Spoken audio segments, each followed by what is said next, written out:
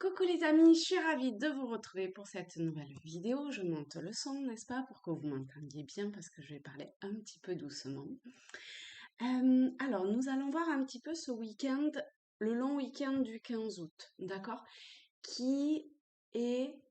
Alors, on va pas le prendre dans la forme dogmatique ou religieux, hein. Vous savez que sur cette chaîne, on n'est pas du tout là-dedans, mais quand même, on va s'inspirer de l'énergie, de l'essence de la représentation du 15 août, qui est l'Assomption, euh, pour, euh, je sais pas. Je sais pas si ce week-end, il y aura une... On verra, d'accord? Mais je vais quand même revenir en, j'allais dire deux mots, mais il va y en avoir un peu plus que deux, sur sa signification, sur l'essence de cette, de l'Assomption, d'accord? Donc, qui est la montée au ciel, entre guillemets, de la Vierge Marie, de Marie, la mère de Jésus. Et cette Assomption, à la différence de l'Ascension, est majeure. Parce que l'Ascension, c'est le Christ qui s'élève, il est acteur, en fait, de son ascension. Et donc, il s'élève vers Dieu le Père. Et alors que l'Assomption, la Vierge Marie, est amenée vers. C'est une action passive. Le résultat, vous allez me dire, est le même, mais la façon d'y arriver est fondamentalement différente, vu que un est acteur et l'autre est passif, dans le fait de rejoindre cette énergie divine. Ok. Alors, nous allons voir maintenant comment on va être travaillé ce week-end. Ce qui vient à nous, on va voir. Celui qui m'a parlé, c'est ce jeu-là. Ça fait longtemps que je crois que je ne l'ai pas utilisé quand même. Donc, voyons voir l'énergie générale. C'est une carte que je kiffe pas hyper, hein. C'est celle-ci. Je l'ai eu beaucoup tirée celle-là.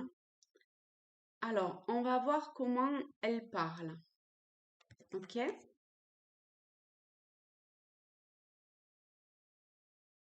C'est quand même assez rigolo, entre guillemets, que je parle de cette ascension et assomption. Car il y a vraiment cette différence de cette femme ici dans la matière et la représentation avec cet oiseau d'or vers quelque chose de divin, on va dire, et comment elle se protège de cette montée. Donc il y a peut-être quelque chose, on va le prendre au sens assez large, d'une forme de protection, probablement par, euh,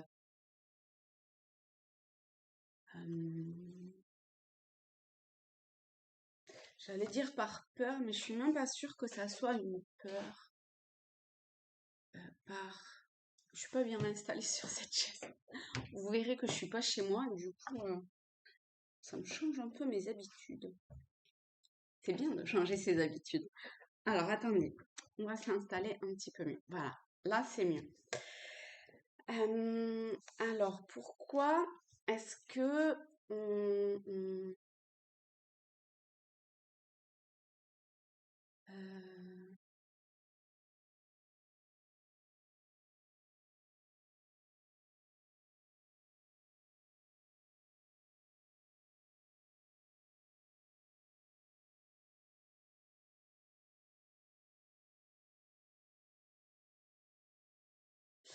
c'est un peu comme si pour le moment,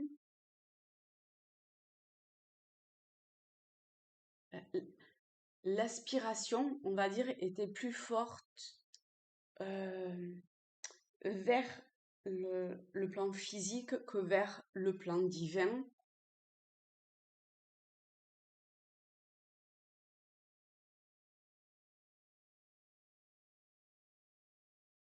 probablement que ça se passe plus au niveau de l'émotionnel, de...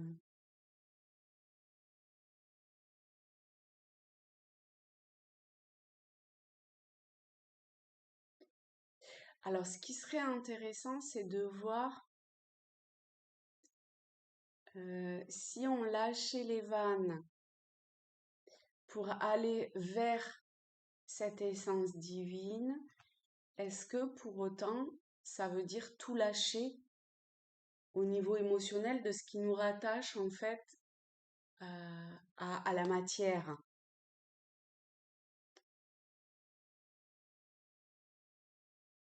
Alors, d'une certaine façon, oui. D'une grande façon, oui, quand même. C'est comme si on voyait un petit peu d'en haut euh, la matière et, et, et on n'y fait plus. C'est bizarre, on n'y joue plus forcément un rôle. C'est bizarre.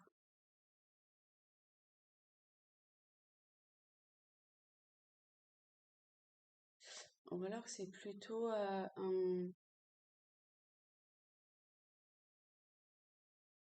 comme un conseil en fait. J'ai pas l'impression que ça soit ça quand même.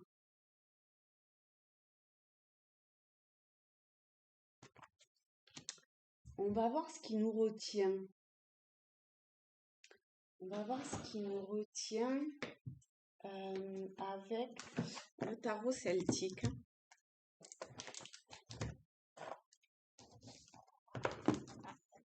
Alors, hop, on va le poser là. Qu'est-ce qui nous retient? Première question. On a le 4 de bouclier au niveau de ce qui nous retient, d'accord? Donc ici, on est sur la matière, hein. Les boucliers, très clairement, c'est la matière quand même.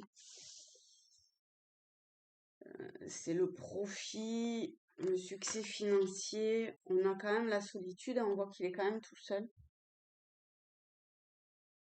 Le fait d'avoir des objectifs au niveau de la matière ou des attentes au niveau, à ce niveau-là.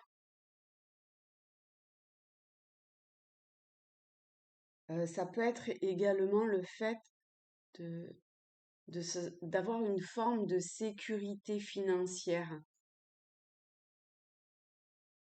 Comme si le financier nous rattachait à la matière et nous empêchait de nous élever vers le divin.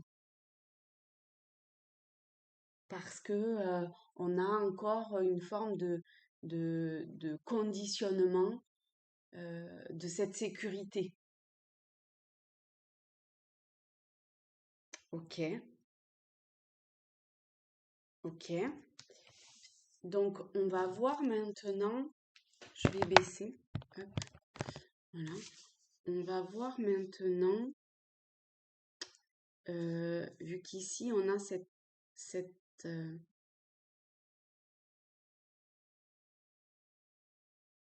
illusion peut-être,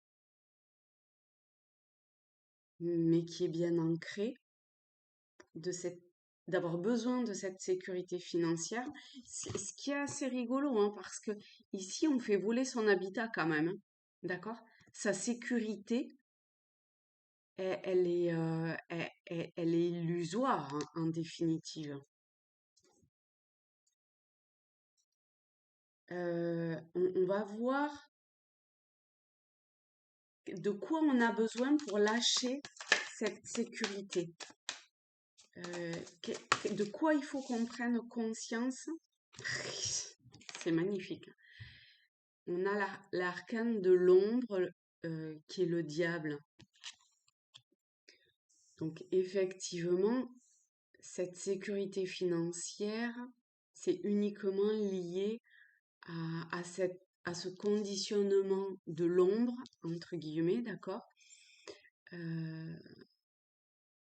C'est un enchaînement à un plan inférieur. Donc concrètement, qu'est-ce que on nous demande? La justice. On nous demande on nous demande de la rigueur, du sérieux, de trouver un équilibre, de trouver une force quand même, une forme de force intérieure quand même, de responsabilité. On a tout est un rapport de cause à effet.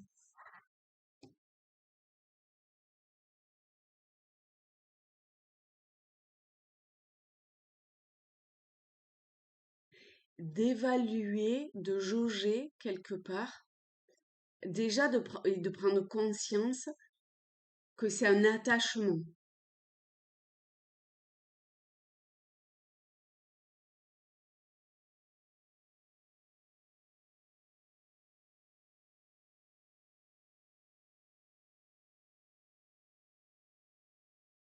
Il faut essayer d'être le plus honnête possible vis-à-vis de soi.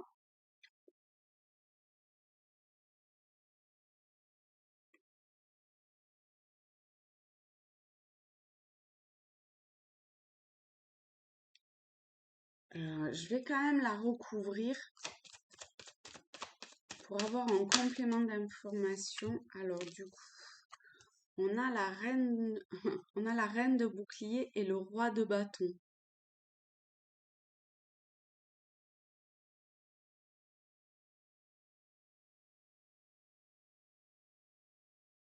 C'est c'est assez magnifique parce qu'à partir du moment où on aura quand même pris conscience que c'est simplement un attachement de notre partie, finalement, par ombre, on va dire, de, de notre personne, d'accord?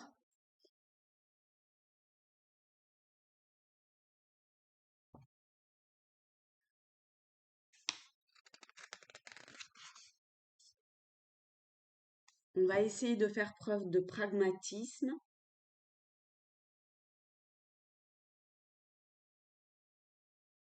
que vous êtes totalement maître de pouvoir évoluer,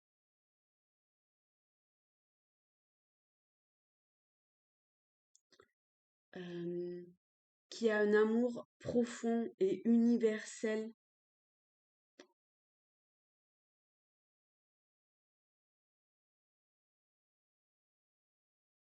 Comment je peux dire ça, tiens?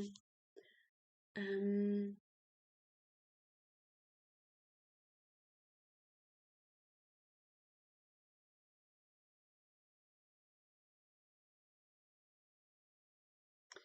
que vous êtes à même de pouvoir vous autoréguler en fonction de ce qui se passe autour. D'aussi bien aller dans les terres enneigées que d'aller dans les plaines fertiles. Vous voyez? Avec tout l'amour que vous possédez.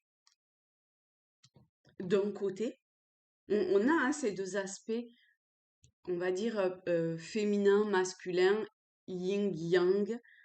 Même si on a un roi de bâton, on a des polarités qui sont un petit peu euh, la- l'énergie féminine serait plutôt bâton entre guillemets et inversement, quoique potentiellement après tout en fait non, pourquoi pas, parce que quand même le bélier c'est l'énergie de feu qui peut se retrouver dans le bâton totalement avec Mars et avec cette forte capacité intuitive.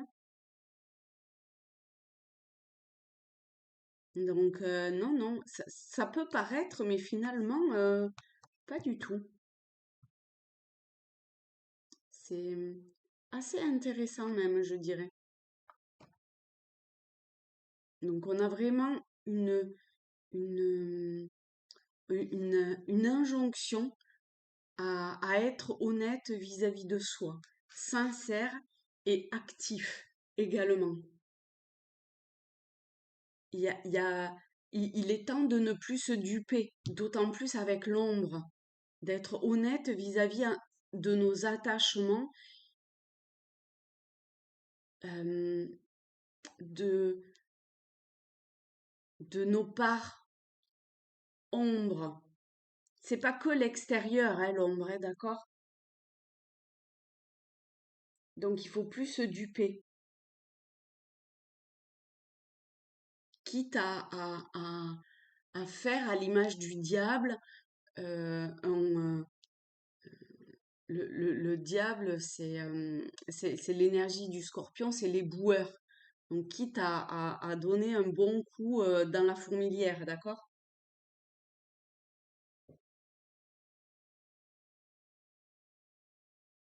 Donc on a comme ça une énergie avec cette reine de bouclier très maternelle et avec ce roi de bâton, euh, une personnalité beaucoup plus forte qui peut avoir un aspect un peu sombre hein, quand même. Hein.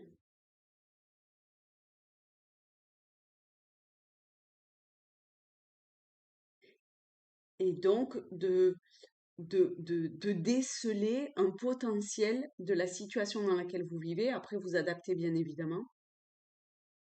De prendre le temps également pour voir ce qui a besoin d'être vu, ce que vous vous cachez à vous-même.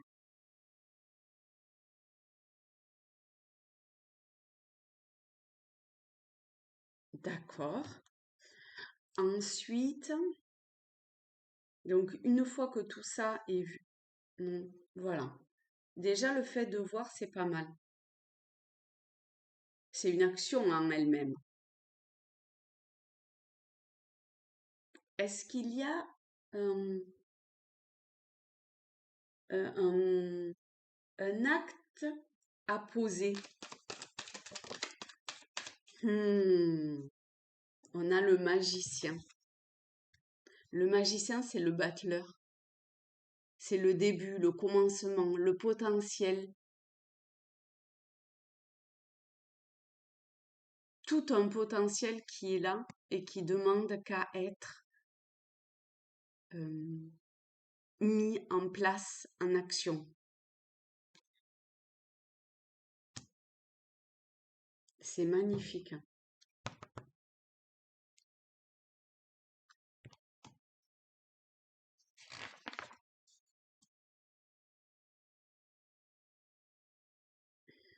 Action. On vous demande de passer à l'action. Vous avez été certainement assez bloqué, bloqué ou ralenti. Et c'est normal avec le tirage qu'on vient de voir. Et ici, ça demande à, à passer à un niveau supérieur. Mais pour passer à un niveau supérieur, il faut avoir pris conscience de tout ce que je viens de dire avant.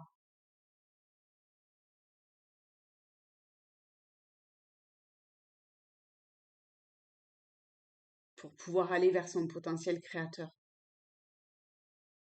et faire fructifier ses nouvelles idées.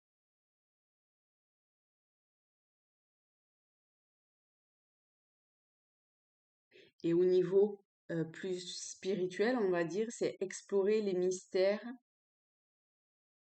là où ils sont le moins influencés par la monotonie de la vie. C'est la perception consciente du pouvoir et le passage à l'acte nécessaire pour obtenir des résultats.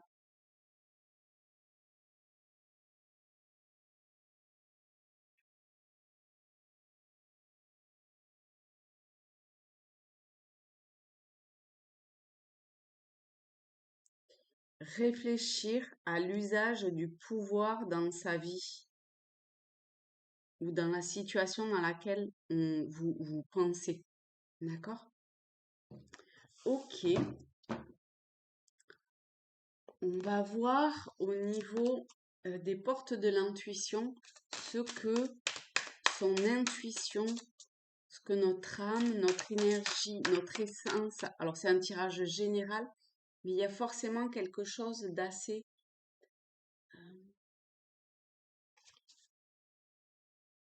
d'assez global, d'accord, qui peut parler à pas mal de monde.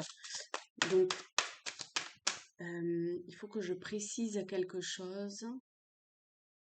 Le conseil qui nous est... Je vais prendre celle-ci. Le conseil... Voilà, merci. Alors, le pont du futur. Envisagez le meilleur. Imprégnez-vous de cette idée avec ardeur. Elle aura tendance à devenir réalité. Ok. Et l'autre, c'est la transmutation. C'est le moment de compter sur votre guérisseur, guérisseuse intérieure. La transmutation, c'est pas rien quand même. Quand on parle d'assomption, c'est fou. C'est un sacré level. Et pour les chercheurs de lumière,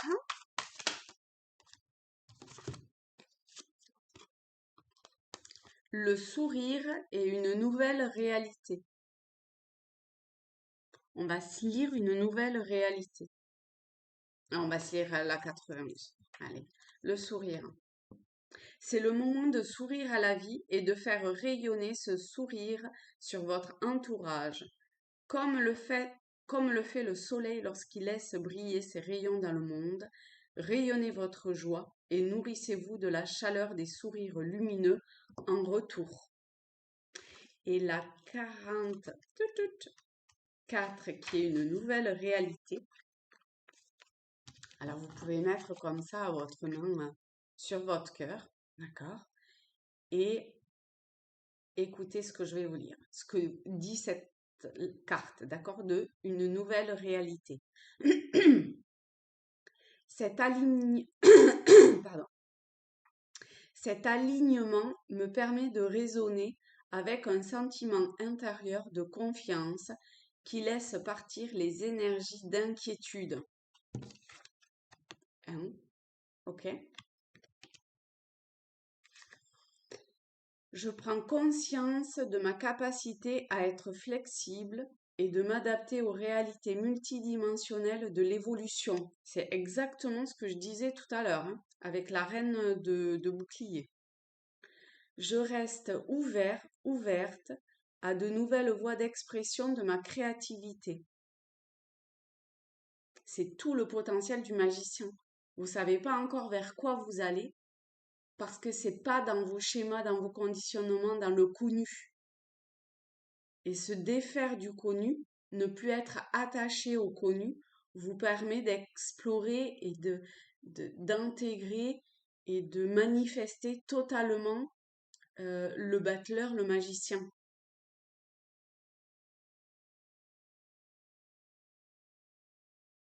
Donc je reste ouverte à de nouvelles voies d'expression de ma créativité, tout en étant énergétiquement consciente de mes nouvelles idées. Je permets à mon conseiller divin de me guider au-delà des illusions et des déceptions de ma réalité actuelle. Je reconnais que toute chose peut évoluer vers une fréquence d'expression plus joyeuse. Avec le sourire, on y est en plein. J'accepte de passer d'une ancienne réalité à une nouvelle pour me renouveler dans mon essence. Ah bah alors là, on est en plein dans cette énergie du 15 août, d'une certaine façon, d'accord? En tout cas, c'est un premier pas et chemin vers cette nouvelle réalité. Ben écoutez, je pense que là, on peut arrêter parce que on a fait... c'est magnifique. C'est magnifique. Eh bien, merci beaucoup. Merci à vous. Merci à cette énergie fabuleuse et toute cette cohérence. Je vous fais de très gros bisous à tous, à toutes. Je vous souhaite un très beau week-end et souriez, souriez, souriez. Bisous les amis. Beaucoup d'amour à tous.